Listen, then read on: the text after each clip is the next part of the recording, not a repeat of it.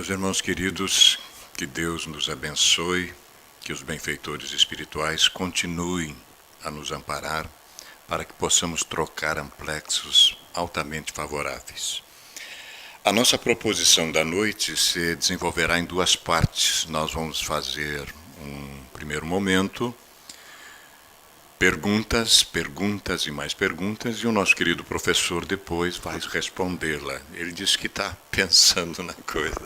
Mas uma segunda parte, focando mais o aspecto psicológico da questão, crucial para todos nós, que é a importância da família para a vida do espírito reencarnado que somos todos nós, né? E o laboratório para o desenvolvimento de virtudes. Nós queremos que isso fique bem caracterizado para que a gente reflita nessas questões e dê a elas realmente o valor que elas merecem, sem sombra de dúvida, né? Bem, isso posto, nós vamos começar a trabalhar, para que o tempo urge. Então aí está uma figura família, né? Diverso dentro do contexto familiar. Mas nós queremos mostrar outras variantes, outros tipos, modelos de famílias que também são famílias, né? Aqui nós temos família, né? Aqui também temos família,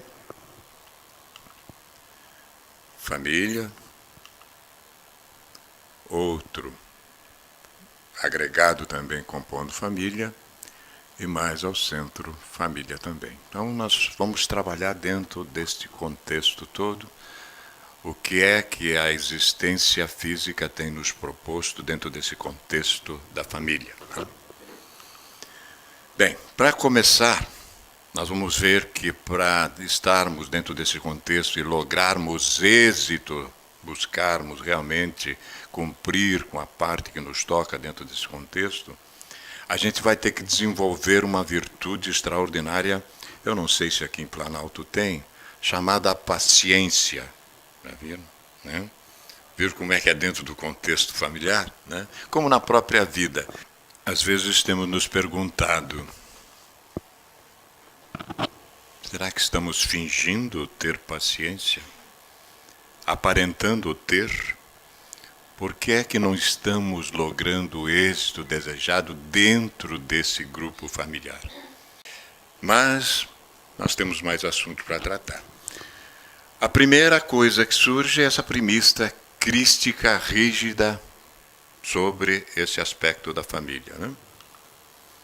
Diz o nosso mestre, nosso guia e modelo, há 2000 anos à retaguarda, sobre a estrutura familiar, eu falo das coisas que vi junto do Pai, porque ele estava integrado dentro desse contexto do Pai, espírito perfeito, né? Mas vós, nós, no entanto, fazeis as coisas que eu viste do vosso Pai. Veja bem. Então, o Espírito Crístico nos traz uma mensagem nova e nós relutamos.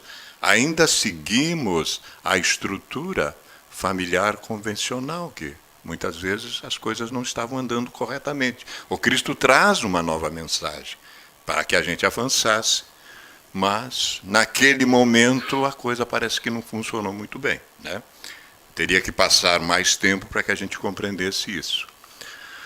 Esse é o Novo Testamento, é o livro traduzido pelo Dr. Haroldo Dutra Dias, que agora nós temos dentro do movimento, então, as coisas mais ajustadas, nem tanto uma interpretação equivocada, às vezes sem nenhum julgamento a respeito disso, mas nós temos agora uma obra, que é o Novo Testamento, numa visão meio aprofundada e muito bem correta, e de lá que nós tiramos esse conceito, né? A família e a reencarnação. Então, esse mergulho que nós damos aqui periodicamente, né, na pluralidade das existências físicas, que é uma dádiva para que a justiça divina realmente se estruture, se faça através do espaço e do tempo, nós vamos fazer uma relação entre a família e a reencarnação. E o codificador está comentando este assunto, e ele disse o seguinte, o codificador Allan Kardec da doutrina espírita. Algumas pessoas, a doutrina da reencarnação se afigura destruidora dos laços de família. Alguém pensa desse jeito. Como fazê-lo anteriores à existência atual. Está comentando. E os guias da humanidade dão uma lição profunda a respeito disso para nós. Em 2 ou 3 questões eles resolvem a coisa. Dizem os benfeitores, pelo contrário, ela os distende e não os destrói.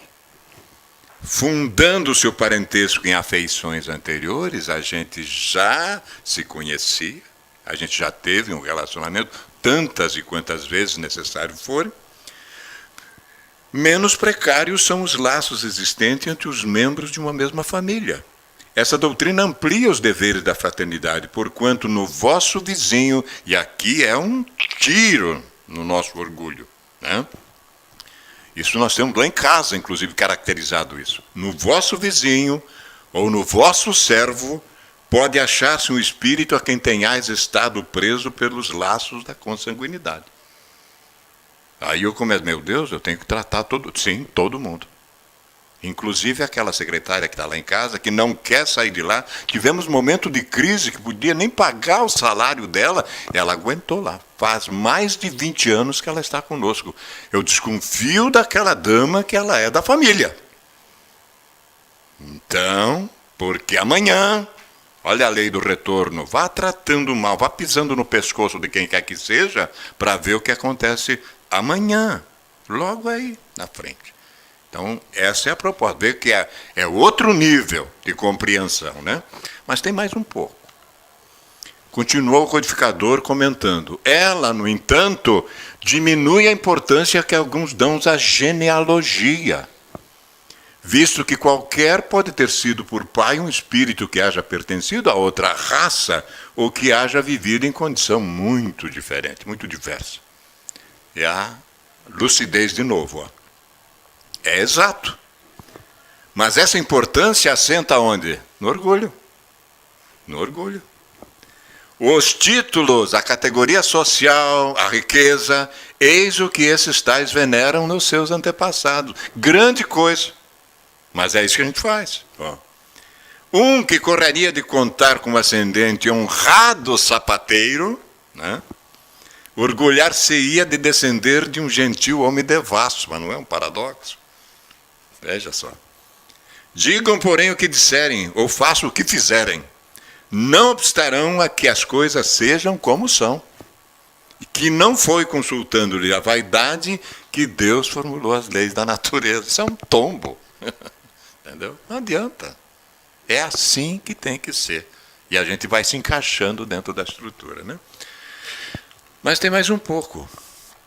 Então, fundamentado nisso, qual seria para a sociedade o resultado do relaxamento dos laços de família? Qual seria?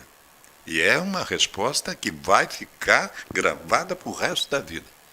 Nossas existências futuras, né? Que é sábia. Uma intensidade maior do egoísmo. Se os laços familiares afrouxarem, já que a organização familiar é de origem divina, é problema. E é o que nós estamos vivendo na sociedade hoje. Isto aqui está disponível há 160 anos para nós, né? Também desta obra magistral, nossa obra fundamental, o Livro dos Espíritos. A premissa crística rígida 2, mais uma advertência crística. Quem é a minha mãe e quem são os meus irmãos? Lembram dessa conversa?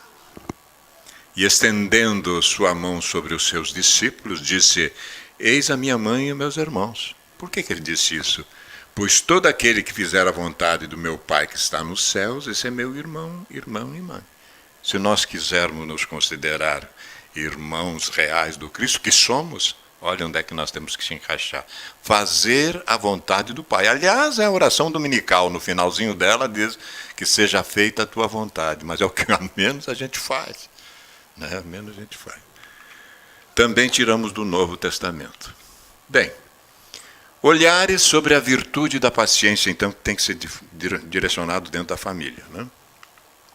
O conceito do dicionário diz que a expressão vem da expressão latina patientia, capacidade de tolerar contrariedades de sabores e infelicidade, perseverança. A gente já está enquadradinho aqui?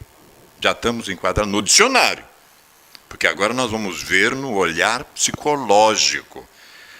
A benfeitora Joana de Ângeles, um espírito de nível superior, nos falando sobre essa estrutura, né? Diz ela para nós no livro Jesus, Evangelho à Luz da Psicologia Profunda, e tem lá uma lição chamada paciência. Nós tiramos só um recortezinho. A paciência, diz a benfeitora, conquista individual através do esforço pela autoiluminação, pelo autoconhecimento e descoberta dos objetivos da existência. Quando nós estamos neste caminho, estamos caminhando para a paciência. Transforma-se em caridade de essencial significado quando direcionada aos que sofrem, ajudando-os com benignidade, trabalhando a resignação, que dela também se deriva, né? A paciência encoraja o ser porque o ajuda a enfrentar quaisquer situações, tomado pela ciência da paz.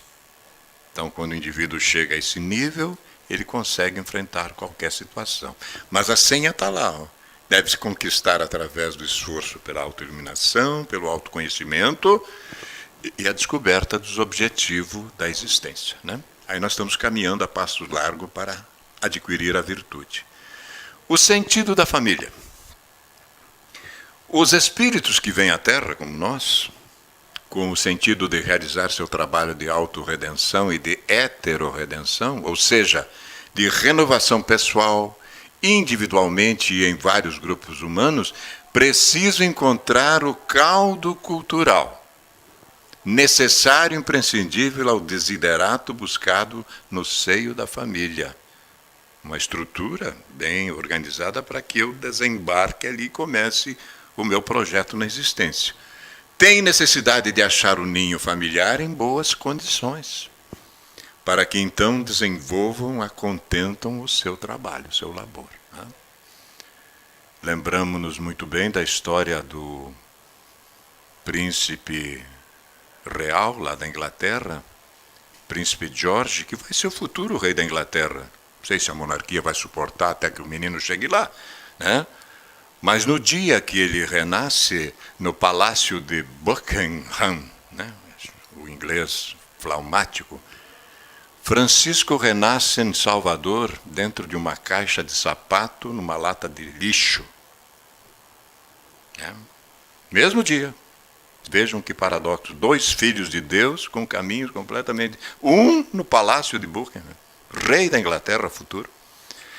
E aí o Francisco fez tanto barulho, chorou tanto, bateu tanto já, que não demorou muito, a imprensa tomou ciência e ele foi adotado dali logo em seguida. Digo, esse é um batalhador, né? Esse vai chegar. Mas tem essas condições. O ideal seria que o Francisco renascesse num lar já em boas condições, para que começasse, né? Por isso que a estrutura da família é fundamental. Depois o professor vai explicar isso melhor. Bem, é através da engrenagem familiar que cada filho de Deus, como todos nós, matriculado no educandário do Renascimento, vai se preparando para aprender a conviver, a conhecer e a respeitar a humanidade. É graças ao esforço da convivência com 3, 5, 10 pessoas na relação doméstica que cada indivíduo, que é um viajor da estrada evolutiva, adquire elementos intelectuais e sentimentais para lograr no remoto futuro compreender, cooperar e amar a imensa família universal no que se refere ao universo terrestre. Achei interessante o benfeitor dizer remoto futuro. Lá para frente, né? Mas começa assim, começa aqui. Além disso, por meio da instituição familiar e de tantas outras composições em que a divindade situa seus filhos, nós vimos no slide inicial, né? Tantas composições, reencarnados e desencarnados, é que o mundo vai alcançando gradualmente as várias dimensões do seu progresso intelectual, ético-moral, espiritual, enfim. É a família mesmo, né? Desafios da vida familiar, na parte primeira, e é esta obra magistral que o professor tem uma predileção especial, como eu também tenho, né? Do benfeitor Camilo, através do nosso querido José Raul Teixeira, né? Magistral realmente.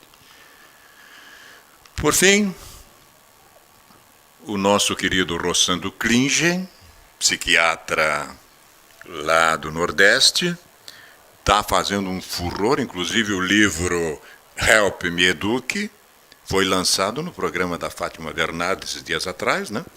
E está fazendo realmente um sucesso muito grande. Tiramos um recorte quando ele fala da educação dos filhos em outras configurações de família, né, a respeito do preconceito, da dificuldade. Diz o Rossandro que em relação a filhos educados em lares homoafetivos, vemos que por diversos motivos e muito preconceito, e a gente tem isso dentro da gente mesmo, né, a noção inicial era de que uma criança não se desenvolveria saudavelmente quando criada por pais do mesmo sexo. Isso não tem procedência, é preconceito mesmo. Toda sorte de preconceito e discriminação são frutos da onde? Da ignorância, sem dúvida. E que geram muita dor e angústia naqueles que são vítimas, prejudicando as famílias homoafetivas e monoparentais, mas, sobretudo, sendo cruéis com as crianças. Então, essa é a nossa entrada para que o nosso querido professor agora desenvolva a parte segunda, né, que vai ficar realmente muito interessante. Acho que o Vaninho nos trouxe uma boa introdução aí sobre família, né? Mas acho que agora eu vou complicar as coisas um pouquinho mais, fazer vocês pensarem em alguns aspectos ainda importantes sobre essa família. E eu queria começar essa nossa conversa com uma pergunta, né? Vamos pôr aqui. Aí. Eu queria começar com uma pergunta. O que a gente está fazendo no mundo? Já se perguntaram isso? Posso ficar sentadinho aqui, a gente vai conversando? O que vocês estão fazendo no mundo? Já pararam para refletir sobre isso? Isso é muito importante. Por que Deus me criou e me colocou no mundo? E essa pergunta é tão importante, porque se eu não sei o que eu estou fazendo aqui, eu me perco no mundo. E dependendo do que eu respondo, de qual é o meu objetivo na vida, é como eu pauto toda a minha vida, toda a minha existência. Então, por exemplo, se o meu objetivo é ganhar dinheiro e ficar rico, os meus esforços todos vão estar concentrados nisso, em ganhar dinheiro e ficar rico. E às vezes eu vou ter que abrir mão de algumas coisas. Por exemplo, o contato mais próximo com a família. E às vezes vai chegar lá na frente, eu vou falar assim, nossa, eu quase nem percebi meus filhos crescerem mesmo. Porque eu estou tão ocupado naquilo que motiva a minha vida, que é ganhar dinheiro. E aí, mais à frente, a gente envelhece, vê que a gente não ganhou todo o dinheiro que gostaria, não enriqueceu, ou o contrário, que ganhou todo o dinheiro que gostaria, que enriqueceu, mas a vida continua faltando alguma coisa. Há um vazio ainda dentro de nós. Basta nós nos depararmos com os consultórios psiquiátricos e psicológicos, como eles estão lotados de pessoas que têm tudo materialmente, tudo que o dinheiro pode comprar, mas estão depressivos, sem sentido existencial, sem entender o que fazem aqui. E toda vez que eu pautar a minha vida para aquilo que realmente não importa, eu vou sofrer. Isso é muito importante. Quando Allan Kardec divulga as suas obras todas, ele nos traz uma noção muito importante. Ele nos diz que nós temos duas polaridades, vamos pensar assim, de forma geral. Ele nos apresenta o que é sermos um ser espiritual, que todos nós somos, um espírito criado por Deus, imortal. Nós não temos fim. Nós não temos fim. Ninguém morre e acaba. Nós somos imortais. E esse espírito imortal, eterno, ele não é somente esta polaridade. Ele tem também um momento em que ele deixa temporariamente esse mundo espiritual dos espíritos, que é a nossa casa real, verdadeira, onde a gente vive, e nós fazemos uma viagem temporária, de uma duração, que é o mergulho no corpo físico, no mundo físico. Então nós temos uma realidade que também é o mundo físico. E isso causa alguns problemas para nós, como a gente vai discutir aqui ao longo desse encontro, né?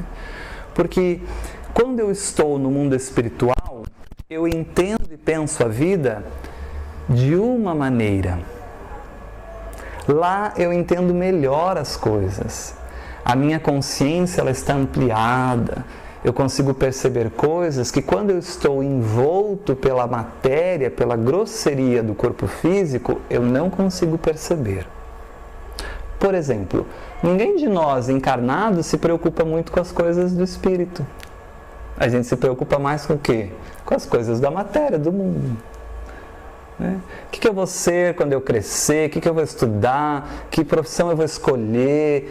Deixa eu ver das profissões, eu vou ver qual dá mais dinheiro, porque eu quero fazer que dá mais dinheiro, porque isso que é importante. E a gente vai vivendo as coisas para as questões do corpo físico, da matéria. E não há nenhum problema nisso. O problema há quando eu apenas vivo para isso. Quando eu só quero isso e esqueço que eu sou realmente.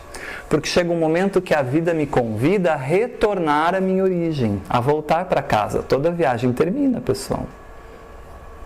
E aí eu tenho que voltar para as minhas obrigações reais, de espírito imortal.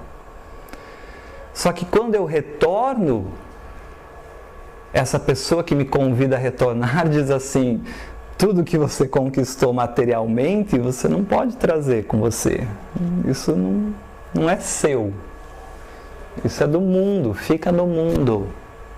Não, mas eu vivi 60 anos e os 60 anos foram todos para conquistar tudo isso. Como é que eu vou abandonar agora? E tem gente que não abandona, desencarna e continua na casa, apegado ao carro, à piscina, a todas as coisas materiais, e sofre muito, porque não entende que aquilo não é o mais importante na vida, né? Então, todos nós, ao nos prepararmos para retornar, e esse retorno em qualquer bolinha aí desse universo, tá? Jesus já dizia, há muitas moradas na casa de meu Pai. Não podemos achar que só aqui nessa insignificante terra existe vida. Porque daí Deus é um arquiteto meio capenga, né? Ele construiu muita coisa para pouco uso. Construir um universo infinito para só ter vida na Terra é muito pouco benefício para muito custo. Então, cada planeta, inclusive aqueles que nós nem sabemos que existe, né? Porque a gente não conhece nada do universo, a gente vai até um limite só no universo, muito pequeno. A cada momento a ciência muda aquilo que era verdade, né? Quando eu estudei, os planetas paravam em Plutão. Hoje, Plutão já nem é considerado mais um planeta, já tem alguns outros aí que são incorporados, porque os instrumentos vão melhorando. Então, essas moradas todas são escolas na qual nós nos matriculamos temporariamente para aprender algumas coisas. E essas coisas que nós vamos aprender é que nós levamos conosco, que são as bagagens reais que nós incorporamos na nossa vida enquanto espírito mesmo. E para eu aprender essas coisas, eu tenho que transitar nesse mundo físico. Então, Kardec nos ensina que nós temos duas realidades. Uma realidade, uma compreensão e um entendimento da vida quando eu estou no mundo espiritual, que a minha consciência está ampliada, eu começo a entender melhor as coisas, e eu tenho uma consciência diferente quando eu venho para o mundo físico, porque ao vir para o mundo, a matéria inibe muito dessa consciência ampliada, pelo próprio esquecimento que a gente tem do passado. Então a gente reencarna e essa consciência ela vai restringindo. Eu vou esquecendo o passado, porque eu não posso lembrar. Imagina o caos que é para a gente lembrar do passado. Como é que eu posso lembrar dessas coisas sem me afetar? Isso afeta o nosso desenvolvimento, o nosso plano planejamento para aquela viagem. Então, antes de vir, há uma programação do que nós vamos lembrar, porque nós vivemos inúmeras vidas antes dessa, inúmeras existências. E eu tenho uma bagagem de coisas que eu vivi, muito boas, que estão comigo, que eu trago comigo. Desde pequenininho a gente manifesta essas coisas boas. Não tem crianças que nunca estudaram piano e dedilham piano maravilhosamente bem. Não tem pessoas que têm tendências à área matemática com uma facilidade incrível. Tem pessoas que têm mais tendência para a área biológica. E são conquistas que nós trazemos daquilo que nós já vivenciamos em existências anteriores. E também nós trazemos uma outra mala com as nossas adversidades, com os nossos problemas, com as coisas ruins que nós fizemos, com as pedras na cruz que nós jogamos, com os chicletes que a gente grudou embaixo da mesa da Santa Ceia, está tudo ali também, essas coisas que precisam ser resolvidas. Os conflitos com as pessoas, as dificuldades com as pessoas. Você tem dificuldade com alguma pessoa? Provavelmente já teve também em muitas outras existências. Os desafetos, aquelas coisas que não foram bem resolvidas, por orgulho muitas vezes, por impaciência muitas vezes, né, por querer dar a última palavra. Então a gente traz tudo isso e a gente só vai acessar isso que é importante para aquele nosso planejamento, para aquilo que eu preciso para aquela experiência, enquanto eu estou no planeta. Então a gente tem essa bagagem de conquistas, também tem essa bagagem de equívocos. E eu moldo um corpo físico, eu preciso de um corpo, é o espírito que molda o corpo. E o espírito, quando molda o corpo, ele pensa assim no mundo espiritual. Eu fiz isso, fiz aquilo outro naquelas existências, e eu entendo que isso não foi adequado. Hoje eu entendo melhor. Então, o melhor para mim agora é moldar um corpo desse jeito, porque é esse corpo que vai capacitar o meu espírito a crescer nesses aspectos que eu preciso crescer. Então, eu escolho o corpo físico, e quem determina isso é o espírito. É o espírito que, durante a divisão celular, molda a genética. Para se eu vou ser homem, se eu vou ser mulher, se eu vou ser branco, se eu vou ser amarelo, se eu vou ser de que jeito, o corpo físico. Se eu vou ter tendências a quais doenças, se eu vou ter dificuldades no momento do nascimento, se eu vou nascer saudável, se eu vou ter alguma deficiência. Né? Imaginemos o uso inadequado da inteligência no mundo. Eu posso escolher usar a minha inteligência como muitos fazem aí, que os jornais são pródigos em dar exemplos. Eu uso a inteligência para roubar tudo que eu posso e eu não vou ser pego. Porque de uma maneira muito inteligente eu consigo trabalhar a lei humana e não vão me pegar. E eu morro rindo da cara dos idiotas, dos retardados, dos palhaços que não conseguem o que eu consigo. É claro que isso está em mim, é uma deficiência moral. Eu vou ter que, na próxima existência, trabalhar isso provavelmente. Quem sabe, para eu poder valorizar a minha inteligência e aprender como utilizá-la adequadamente, eu venha com essa limitação. E aí eu moldo um corpo com uma síndrome que afeta o aspecto intelectual. Eu vou ser um espírito que nessa existência não vou manifestar a minha inteligência como maneira de valorização. Bom, aí temos inúmeras síndromes, né? Fico imaginando no mundo espiritual, nosso mentor dizendo assim, qual você quer? Pode escolher. Você quer anencefalia? Você quer vir com um retardo? Você quer vir com o quê? Porque isso é importante para você valorizar e aprender o uso adequado que se dá à inteligência, que não é para essa finalidade que você deu. Da mesma maneira como eu posso dar um uso inadequado para a riqueza, por exemplo. E aí depois eu vou ver numa situação, às vezes, oposta. Eu fico pensando um político que desvia o dinheiro público, que vai construir um posto de saúde, que beneficiaria quantas pessoas daquela sociedade com o posto de saúde, mas ele desvia, esse posto não vai ser construído nunca. Que responsabilidade ele arca agora que a gente entende a lei de causa e efeito, né? Que as reencarnações, as existências são solidárias umas com as outras. E aí a gente olha para os jornais e não entende por que aquela mãe acorda às 3 da manhã para ir no posto pegar uma ficha e não consegue ficha e vai morrer de câncer porque não vai ter tratamento. Mas a pergunta no Espiritismo é o que esse espírito traz para renascer nessa condição? Ou para renascer num local que não tem acesso a nada. Você vai para alguns locais da África, não tem acesso a nada. Esse espírito não vai ser educado, não vai estudar, não vai ter acesso à saúde, não vai ter acesso a nada. O que esse espírito tem que aprender dentro de uma lei de causa e efeito? Então, essa visão que Kardec nos traz, nos dá uma responsabilidade muito grande sobre as ações que nós temos no mundo. Para que eu estou aqui? Para que eu vim? O que eu vim fazer aqui? Será que eu vim para desviar um dinheiro público e enriquecer o meu cofre e os outros que se danem? Então eu sou muito egoísta, eu só penso em mim. E eu vou ter que aprender a não ser assim. E a vida cria esses mecanismos. E aí a gente vai entender como isso se dá. Então, assim como eu preciso de um corpo físico, que eu moldo de acordo com a minha necessidade, eu também preciso de um corpo psicológico, vamos pensar assim. Porque nós fomos muitas existências, né? Nós somos um espírito que tivemos quantas existências? Inúmeras.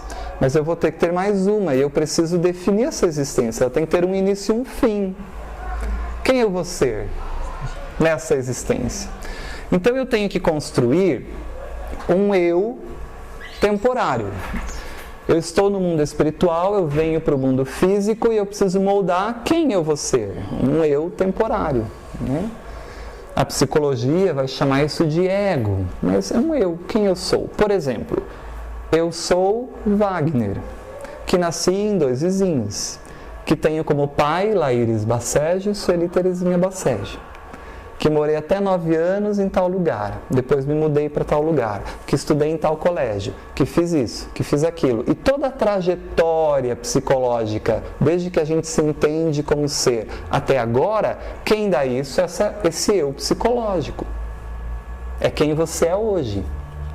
Ou eu poderia dizer melhor, quem você está hoje. Porque quem você é? O Wagner? A Lúcia? O Vaninho? Mas e quando a Lúcia desencarnar? Quando o Wagner desencarnar? Quando o Vaninho desencarnar? Quem somos nós? Na outra existência eu fui outra pessoa, na outra. Na outra eu fui homem, na outra eu fui mulher, na outra... Então o espírito é muito maior do que o eu temporário. A personalidade temporária que a gente molda.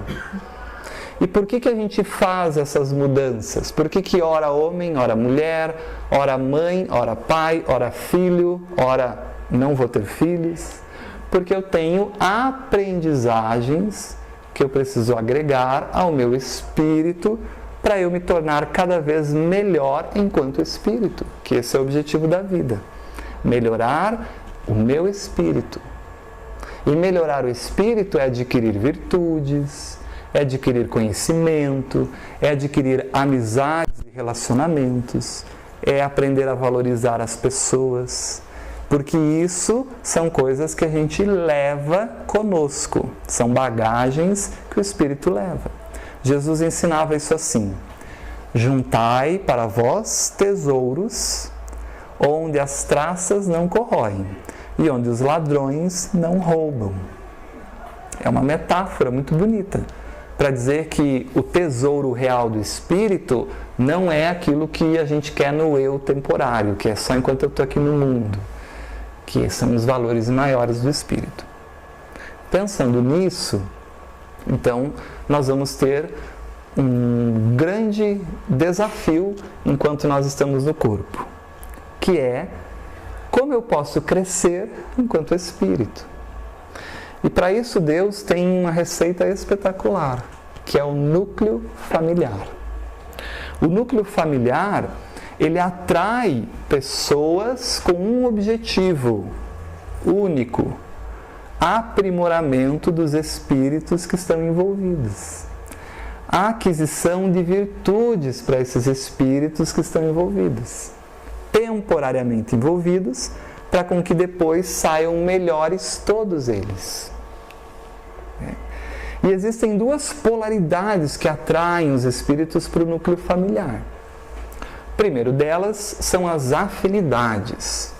São aquelas pessoas que nós temos na família que a gente não precisa falar.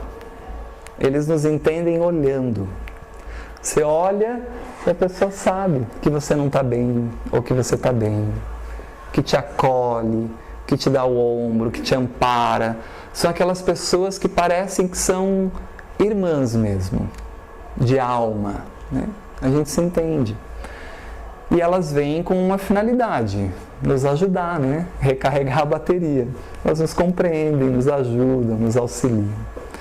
Mas tem também aquelas desavenças, e é o outro polo que nos une à família, que são as diferenças, que têm um objetivo: educar os espíritos envolvidos para vencer as diferenças. Mas como nós não temos paciência, como nós não temos tolerância, como a gente esquece a que veio, a gente acaba tendo dificuldades de conviver com essas pessoas que são diferentes de nós. Não só no núcleo familiar consanguíneo, mas também no núcleo familiar maior, na sociedade, no trabalho. Sempre tem aquela pessoa que, se não existisse, meu mundo seria melhor. Mas, na verdade, isso é um equívoco, pensar assim. Porque se essa pessoa existe, está no seu contexto, é porque ela é uma oportunidade para você resolver essas diferenças, para a gente crescer em virtudes. O que eu tenho que desenvolver e crescer, para que juntos a gente possa ser melhor? Essa é a finalidade. Tudo bem? Até aqui? Então Kardec vai dizer que há esse mundo espiritual, que é tudo o que eu sou, para que realmente importa a vida, mas há esse mundo físico. E a psicologia vai chamar esse mundo físico, esse corpo psicológico, que a gente vai construir a cada existência, de eu ou de ego. Ego, que significa eu. Então, o ego é uma construção temporária, mas necessária para cada encarnação. Ela serve para aquela existência. E de acordo com aspectos evolutivos do espírito. De acordo com as minhas necessidades evolutivas, eu moldo o meu corpo físico e psicológico. É para aquela existência. Nessa você precisa ser corpo feminino.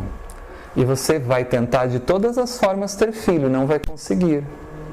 Afinal, na existência anterior e também na anterior, e também algumas anteriores, você teve inúmeros filhos e não conseguiu dar conta disso.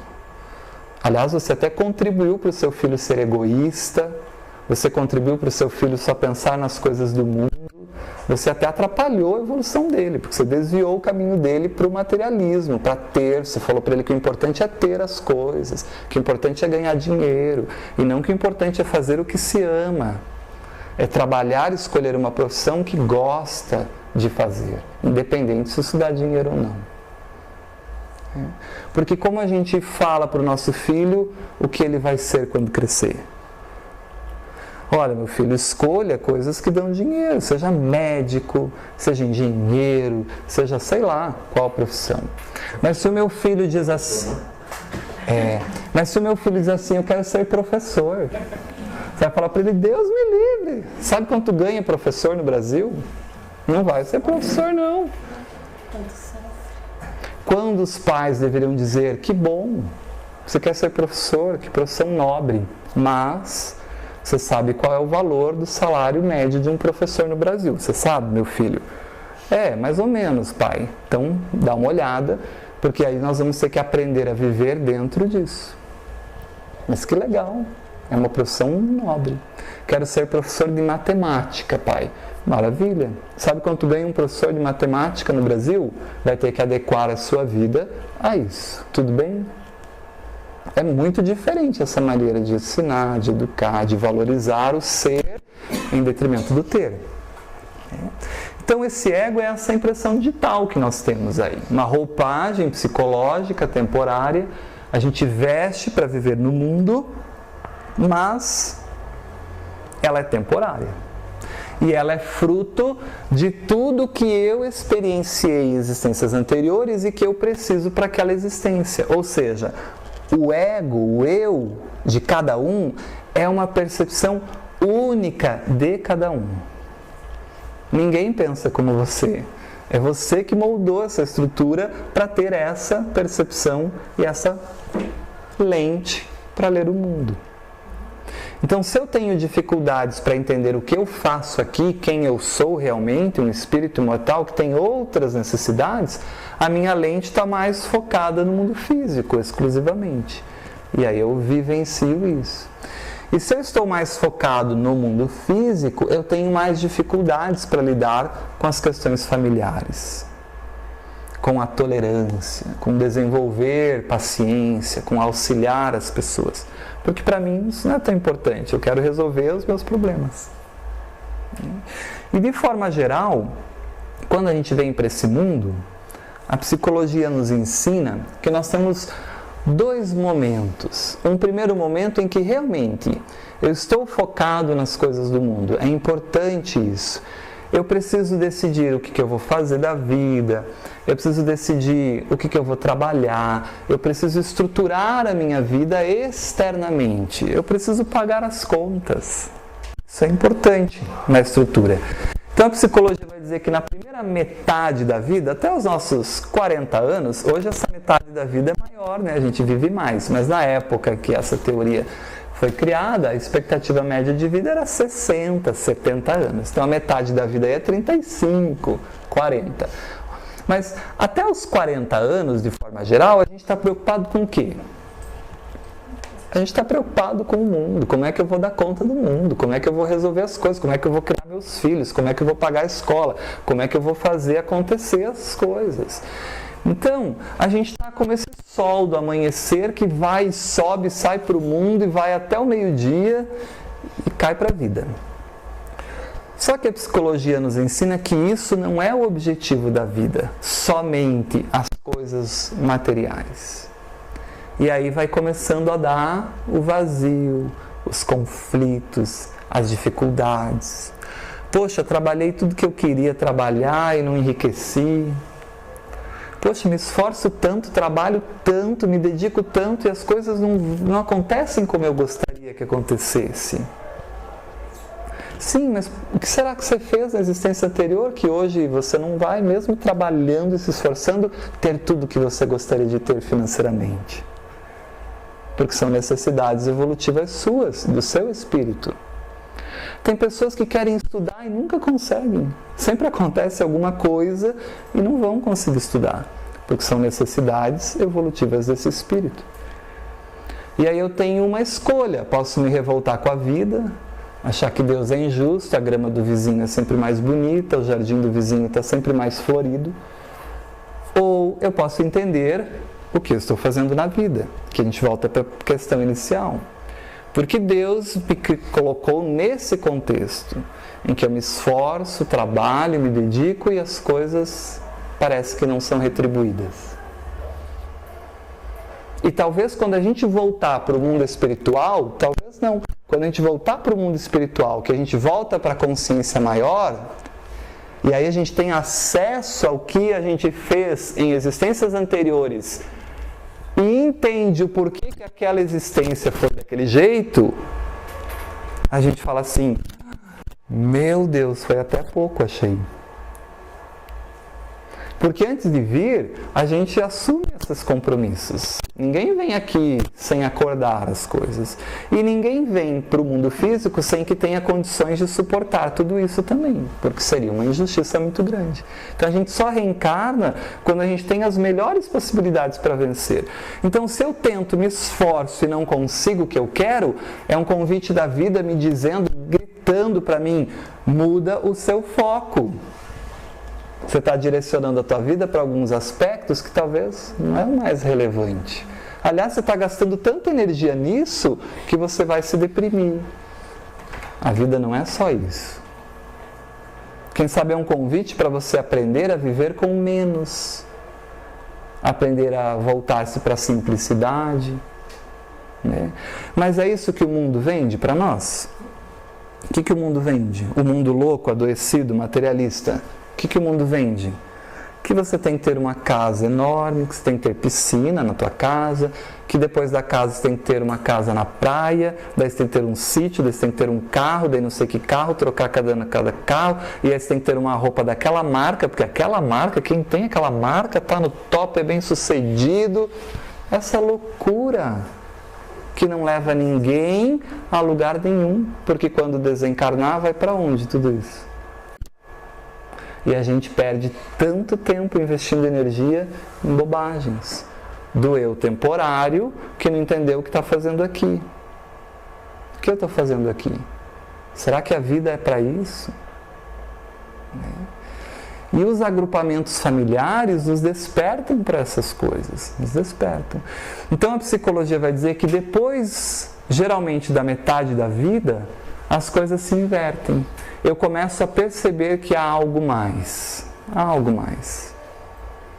E aí eu me volto para isso, para essas questões que são mais importantes na vida. É como aquele sol que daí começa a descer. Aquele sol que já é descendente, né?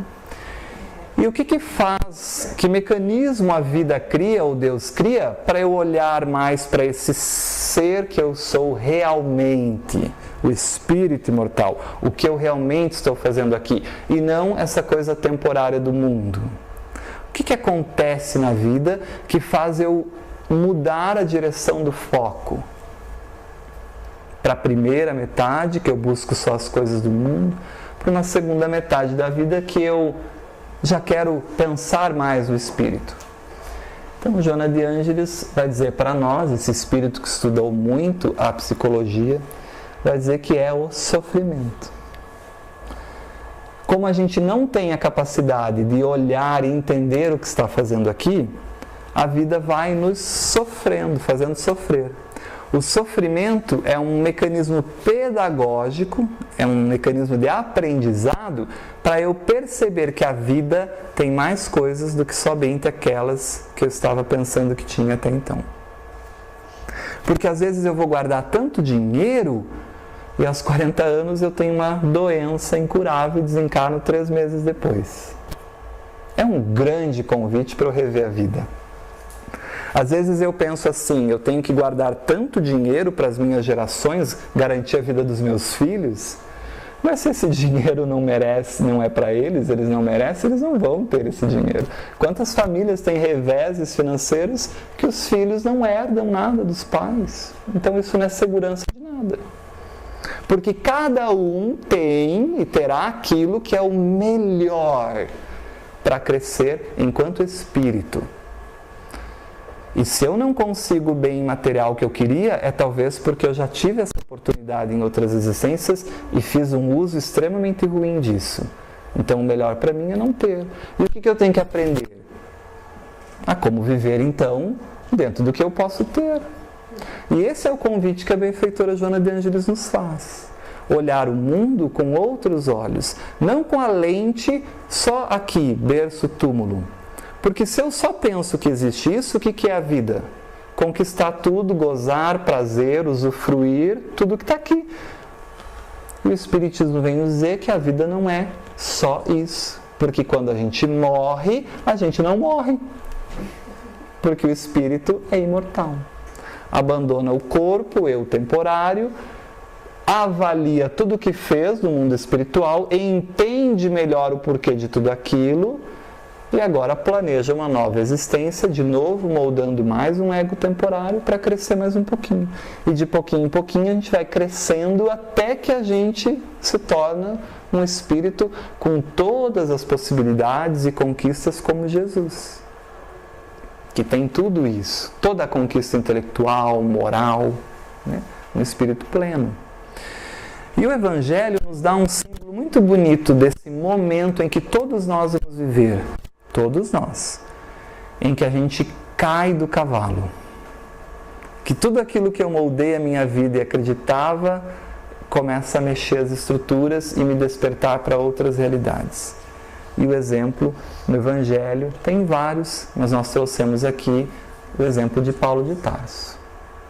É quando o eu temporário, o ego, se encontra com o eu permanente, que é o espírito. É quando Paulo de Tarso, que se achava a última bolachinha do pacote, do biscoito, ele tem que se curvar e perceber que realmente a doutrina e tudo que ele acreditava não valia de nada. E aí ele cai do cavalo, ele fica cego. Metaforicamente, simbolicamente, eu tenho que ficar cego para tudo que eu acreditava. Mas ao mesmo tempo ele renasce para uma nova pessoa, iluminada agora com esse encontro com quem ele é. O que eu estou fazendo aqui?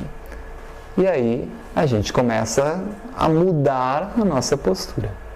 Isso é muito comum de ver em algumas pessoas que são, às vezes, estão levando a vida num sentido, de repente tem uma experiência de quase morte, sofre um acidente, quase morre.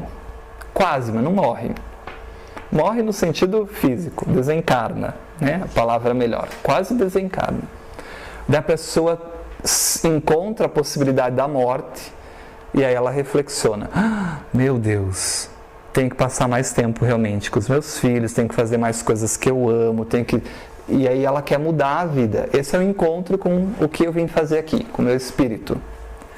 Mas depois que passa o susto, o eu temporário assume de novo o comando da psique e volta a fazer tudo o que estava fazendo. Ou aquele médico cardiologista que diz para você assim: se você continuar com esse hábito alimentar, sem atividade física, desta maneira, a chance de você infartar aos 40 anos é muito grande. E aí eu não acredito, infarto aos 40 anos, aos 45, aos 50. Daí, enquanto eu estou no hospital, eu penso assim: realmente eu tenho que mudar a minha vida. Não dá mais para viver assim, não quero morrer. Encontro com o que veio fazer aqui. Encontro com a grande personalidade, o self. E aí eu tenho dois caminhos: sigo isso e mudo a vida, como Paulo, ou volto para o ego temporário de novo. Saio do hospital, uma semana depois estou continuando a fazer tudo igual eu sempre fiz. Então o sofrimento é um grande convite que nós temos para rever esses aspectos que a gente traz da vida. E trabalhando essa ideia de ser espiritual e ser físico, a gente pode desmembrar isso para parentela também. Parentes ou parentela espiritual e parentes ou parentela corporal. Se nós já vivemos inúmeras existências, é claro que nós nos relacionamos com muitos outros espíritos, que não só esses que estão conosco aqui, nesse momento temporário dessa jornada, dessa experiência. Onde estão os espíritos que foram minha mãe em várias existências? Porque não precisa ser necessariamente o mesmo espírito. Então Kardec vai dizer que há um grupo de espíritos que nós conhecemos e que são muito afins conosco. Tem o mesmo grau de evolução, as mesmas experiências, aprendemos de maneira parecida, pensamos muito parecido, somos afins, gostamos das mesmas coisas. E essa parentela é uma parentela espiritual, não é consanguínea. Ela é além do sangue. E esse espírito pode estar comigo no mundo físico, fora da consanguinidade. É alguém que eu conheço, que eu tenho mais afinidade que o meu irmão. É alguém que eu amo mais que a minha mãe, consanguínea. É aquele espírito que me entende melhor do que alguém da minha casa. Isso é parentela espiritual. Ela não está no meu clã consanguíneo. Mas somos espíritos que nos amamos, que pensamos da mesma maneira a vida. E muitos estão no mundo espiritual, também nos amparando, nos auxiliando. Então essa parentela espiritual é muito ampla, muito ampla. Muitos deles estiveram comigo na consanguinidade, mas muitos não. Eu aprendi, convivi me relacionando com eles ao longo das experiências. E tem a parentela corporal. Essa sim, aquela que é unida pelos laços da consanguinidade com um objetivo: experimentações para promover o progresso dos espíritos. E essa parentela corporal geralmente não é espírito que tem afinidade. Geralmente é espíritos que têm problemas, desavenças. Aquele filho que eu não eduquei, agora retorna para mim de novo como um filho rebelde, indisciplinado, que eu não consigo puxar as rédeas. Sim, mas eu fui responsável por desviá-lo numa existência. Agora ele retorna para ver se eu consigo colocar nos eixos. Ou aquela pessoa que eu traí, ou que eu magoei muito e que ela é desconfiada de mim. Retorna como alguém dentro da consanguinidade que me olha meio torto. E parece que por mais que eu tente educar e ensinar, não adianta. Essa pessoa não acredita muito em mim. Porque traz isso, né, dentro de todas as experiências. Mas essa parentela corporal tem um objetivo. A família é um laboratório de experiências. E num laboratório a gente mistura algumas coisas e às vezes explode. E essa parentela corporal, dependendo do que vem ali, explode também. É aquele filho difícil, é a mãe castradora, é o pai autoritário, ou é o pai que não está nem aí para nada, ou é a mãe que não está nem aí para nada. Né? Ou é a dificuldade de eu, com meu cônjuge, termos filhos. Por que nós não conseguimos engravidar? O que será que nos foi permitido numa existência que eu fiz e que agora eu não vou ter essa oportunidade de experienciar o que é ser mãe, ser pai nessa existência? Porque isso é o melhor para o meu espírito. Porque o Espiritismo nos diz que Deus é a suprema justiça e a suprema bondade. Então tudo o que nos acontece é bom e é justo. Não, Wagner, não é justo eu ser diagnosticado de câncer. Na visão do ego, não. Porque a visão do ego é ser feliz, estar em paz no mundo, né? Ter a conta recheada de dinheiro, estar saudável, tudo bem. É isso que no ego a gente quer. Mas para o espírito, às vezes, isso é o melhor. É o remédio amargo que tem que tomar para curar. Às vezes o melhor é o diagnóstico do câncer. Porque é isso que vai modificar a vida daquela pessoa. Às vezes nem assim. Às vezes tem que experienciar o câncer, desencarnar de câncer e reencarnar com ainda propensão ao câncer. Porque uma experiência só com a doença não foi suficiente para tirar esse ego do eixo de dizer ainda que é isso, a vida é isso, eu acredito que é isso. Então Jesus, entendendo todo esse aspecto da importância da família, como esse laboratório de experiências, como o local onde eu aprendo em primeiro lugar a desenvolver quem eu sou de verdade, o espírito que eu vim fazer aqui, ele amplia essa percepção não só para o grupo de sangue, mas também que eu posso aprender ao que eu vim fazer aqui, a ser um espírito melhor em qualquer lugar que eu estiver inserido, com quem eu conviver. Com quem eu conviver. Então, quando perguntam para Jesus, quem batem lá, né?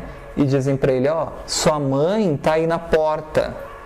E seus irmãos estão aí na porta, querem falar com você. E Jesus olha para as pessoas, né? Ou põe a mão nos discípulos e diz, mas quem é minha mãe? Quem são meus irmãos? O sentido profundo é, todos somos irmãos de todos. Nós temos uma parentela espiritual. Nós somos todos irmãos de todos. Mas para a gente entender isso e amar a todos como irmãos, nós precisamos primeiro exercitar isso num núcleo menor, familiar menor, onde eu vou tolerando e experienciando. Gente, nós não conseguimos amar nem 5, 6 aqui, Como é que eu vou amar a humanidade? A gente às vezes tem problemas com familiares que levam até o final da vida e desencarnam um brigado com o outro. Como é que você vai amar o mundo, o universo?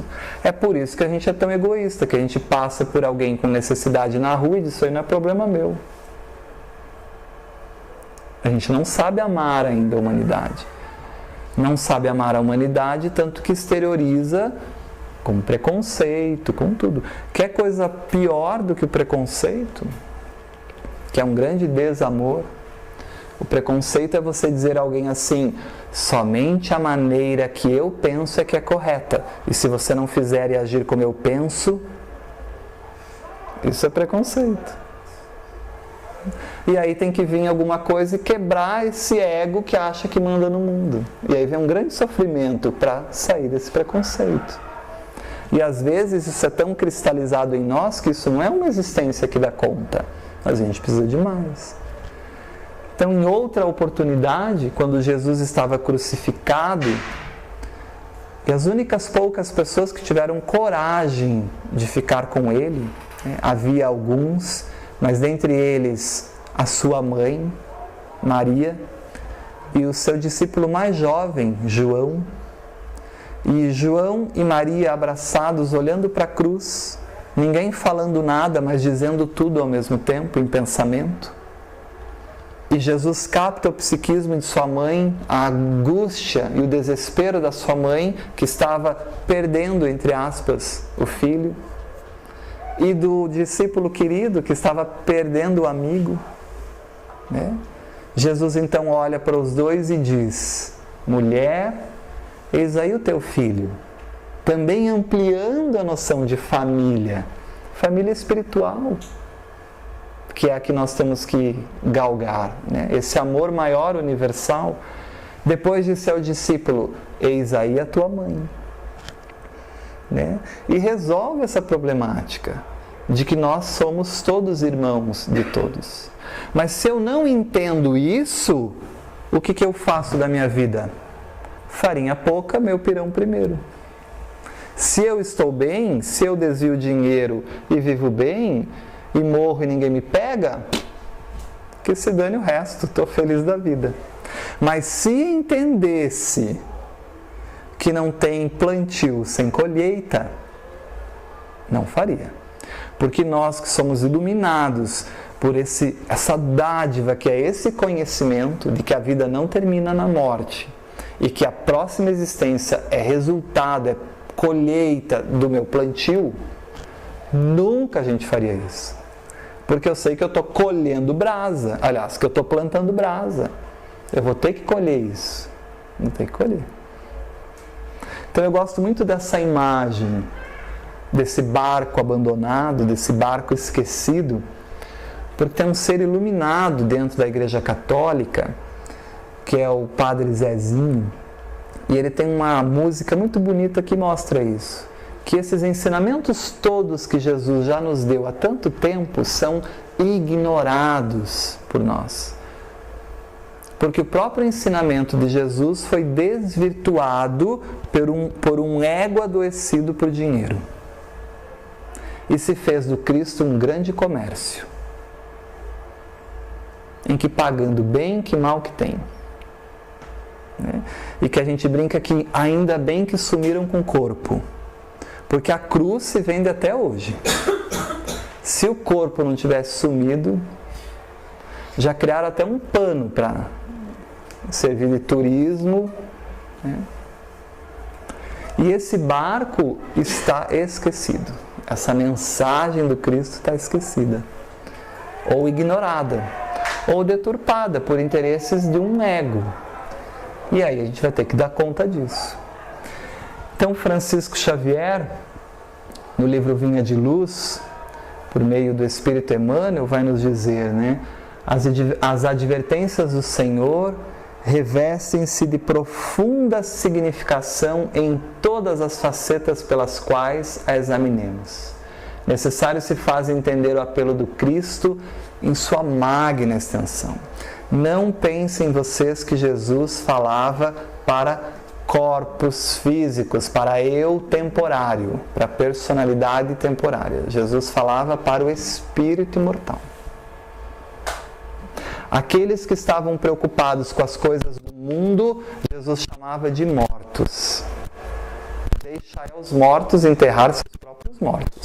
Porque quem está na loucura do mundo se encontra com os que estão loucos no mundo e se adoecem juntos, se alienam juntos nessa loucura do mundo. Jesus dizia: deixai aos mortos que enterrem os próprios mortos. E a benfeitora então vai finalizar, para a gente finalizar essa ideia. A família não é apenas o grupamento doméstico. Não é. Essa é a família corporal. Mas a família espiritual é muito maior. E a família universal? A gente não consegue nem entender o que é isso. Amar a todos indistintamente, isso é o que Jesus faz. Por isso que ele consegue, entendendo essa percepção de mundo, ser agredido, sofrer tudo o que fizeram com ele e ainda dizer, perdoa, Pai. Eles não sabem o que fazem. Ainda não entenderam a vida. O que eu estou fazendo aqui? Não entenderam isso ainda. Então ainda estão boiando no mundo e vivendo a massa, né? O que a massa dita como sendo certo, o que a massa dita como sendo importante.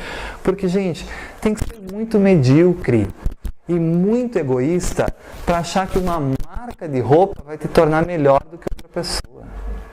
Que descer de um carro X vai te tornar melhor do que outra pessoa. Tem que ser muito medíocre no entendimento da vida. É não saber o que está fazendo aqui. E tem gente ainda que tem orgulho. Porque quando eu conseguir aquele carro, vão me olhar de um jeito que para mim vai estar maravilhoso. Vaidade. E vai desencarnar e o carro fica. E não leva a nada. Porque não conquistou nada de espiritual. E essa é a proposta que Jesus nos faz, né? Então, essa reunião de espíritos que reencarnam com um programa de evolução espiritual, o que eu vim fazer aqui? Trabalhar minha vida inteira para comprar tal carro para as pessoas acharem que eu me dei bem?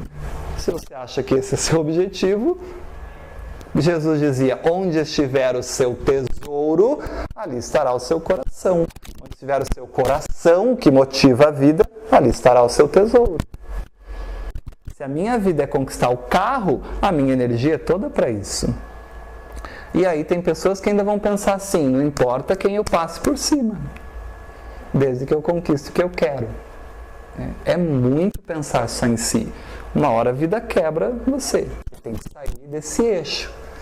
Uma hora você vai cair do cavalo, como Paulo de Tarso.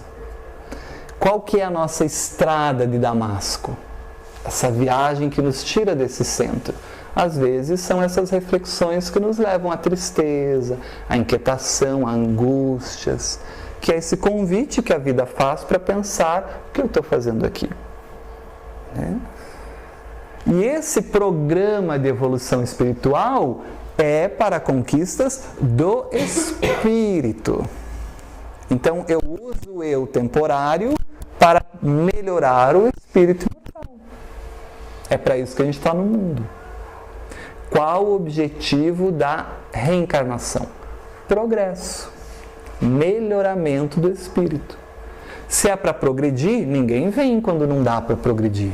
Ah, Wagner, você não sabe minha vida como foi desde criança, é só paulada e pedreira. É o melhor dentro da lei amorosa do Cristo, aliás, da lei amorosa de Deus para ti. Pode ter certeza que é. Então agradeça. E você não está sozinho. Você tem o amparo de toda a família espiritual que junto contigo antes de você vir te apoiou e te apoia até agora. É só você entrar em contato com ela. Meu Deus, eu já entendi que essas são experiências para o meu crescimento. Mas me ajuda, porque está difícil. Se eu soubesse que era isso, eu não tinha assinado o contrato antes de vir. Então me ajuda, não me desampara. E Deus não desampara ninguém. A gente só tem a sensação de que está desamparado. Deus está conosco a todo momento. E é só nós entrarmos em contato com o Criador, com a família espiritual, que começam a vir as respostas e os insights. E aquele problema desesperador, quando eu oro, durmo, vou para o mundo espiritual, eu me encontro com essa família que vai dizer assim, Wagner, mas para que tanto desespero? Olha aqui, está tudo certinho, a gente combinou, está tudo acordado dentro disso que você tinha feito. E aí no outro dia eu acordo e parece que aquele problema até está mais fácil de resolver. Porque a gente vai incorporando esses auxílios. Porque todos somos médiuns, Kardec já nos ensinou. Todos temos mediunidade, uns mais ostensivamente, outros menos ostensivamente. Mas captar, perceber o mundo espiritual, todos nós fazemos isso. Basta no momento da oração, o que você faz? Você é um médium, você entra em contato direto com o mundo espiritual. Então é pedir esse auxílio, porque se eu estou passando por todas essas dificuldades, é o melhor programa para a evolução do meu espírito, que eu combinei antes, adrede estabelecido, dentro de uma justiça, dentro de um amor. Então não tem coitadinho no mundo, não tem. E Joana de Ângeles vai dizer isso. Você está com uma lente olhando o mundo com os olhos, com uma lente equivocada. Você não veio aqui para sofrer, você não veio para ser abandonado, para ser coitadinho. Então as dificuldades que te acontecem têm uma finalidade, despertar você para o que você realmente veio fazer aqui. Que é esse programa de evolução espiritual. É isso que ela está dizendo. Perante a condição imposta pelas leis da vida, lei de causa e efeito, o que eu fiz, o que eu semeei, eu tenho que colher. Não tem outro jeito. Não tem outro jeito. E a colheita, às vezes, é o filho dificultoso, é o cônjuge dificultoso, é não conseguir ter filho, é envelhecer com dificuldades junto à família, a aceitação, a compreensão. Não sei o que cada um estabelece. Ou é envelhecer acolhido, amparado, protegido pelo núcleo familiar.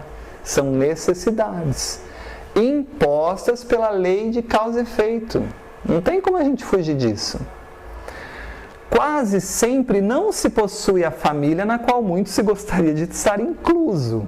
Aquela família maravilhosa, perfeita, que não tem problema, isso não existe. Não existe na Terra, porque a Terra não é um mundo feliz ainda.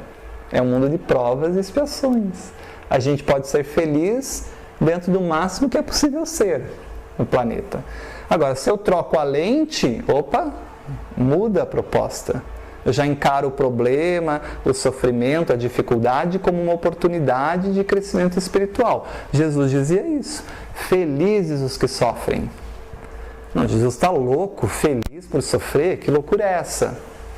Não, mas ele está dizendo, deveria se sentir feliz, porque no sofrimento tem a oportunidade de reparar a consciência com o que você fez ontem e despertar para valores do espírito, que é a proposta maior. Por isso deveria dar graças a tudo que acontece. E eu tinha um amigo com essa maturidade espiritual, que desencarnou de câncer aos 25 anos. E a gente ia no hospital, espírita ele era, a gente ia no hospital, a gente consternado, e ele que nos ajudava. Porque ele dizia assim, mas por que vocês estão tristes? Eu sou grato a Deus. O câncer desgasta o corpo, mas meu espírito precisa dessa experiência.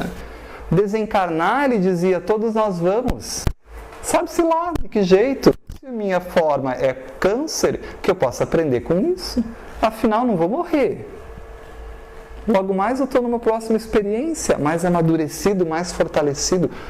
Olha a visão. Entendeu o mecanismo. Para que eu vim? O que eu estou fazendo aqui? Olha como as coisas param de ser sofrimento para ser oportunidades. Quase sempre, então, não se possui a família na qual muito se gostaria de estar incluso. Aquela constituída por pessoas afáveis, generosas. Mas o renascimento dá-se ao lado dos espíritos, olha lá, que eu necessito e que também ele necessita de mim, que necessitam uns aos outros para o objetivo, a finalidade da evolução, que é aquela evolução espiritual, é o programa que a gente fez antes.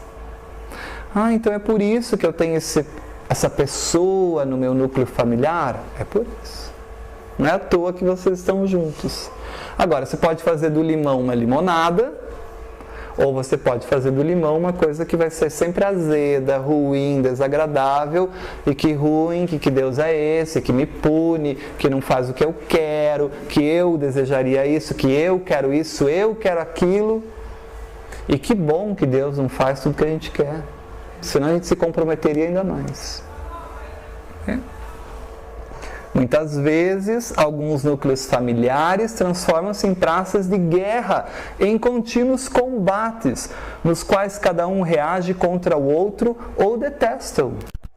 Perderam a oportunidade de desenvolver virtudes, paciência, tolerância, afabilidade, amabilidade, compreensão do outro, das dificuldades do outro.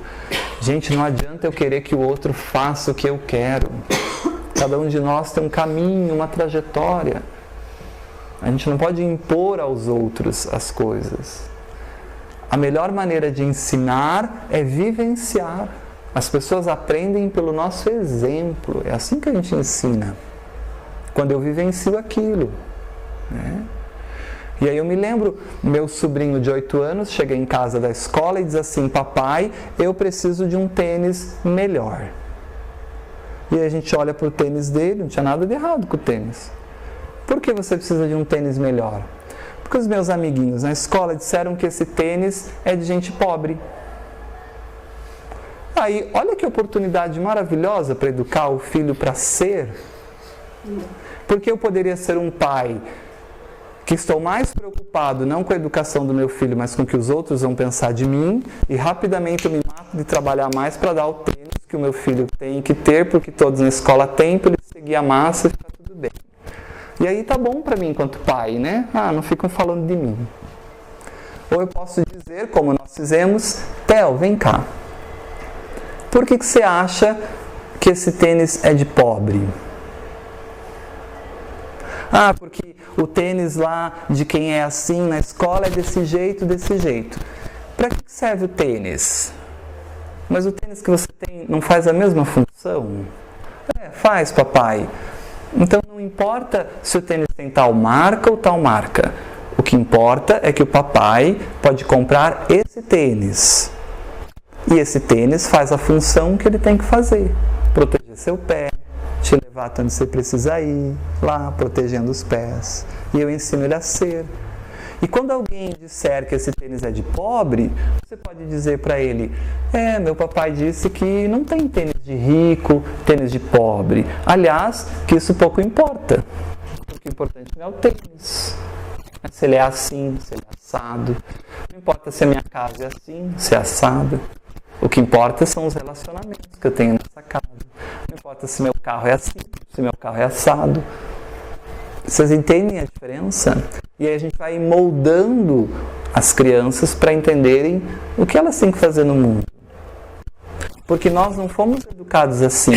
Nós somos educados para o mundo físico, para a matéria. A gente olha a pessoa e mede de cima e embaixo e julga pela roupa, pela aparência, antes de conhecer. Isso é um mundo doente. A gente precisa ensinar as pessoas e mudar as nossas condutas para avaliar as pessoas pelo que elas são, não pelo que elas têm. É completamente diferente. Então, se eu perco essas oportunidades de aprendizagem, eu não cresço enquanto espírito. E aí um reage contra o outro mesmo. Longe do compromisso assumido lá de planejamento, crescimento espiritual, reabilitação e de identificação pessoal. E ela finaliza: certamente é nesse difícil reduto que o espírito deverá desenvolver-se. Não tem nada de errado, não. É a melhor família para ti.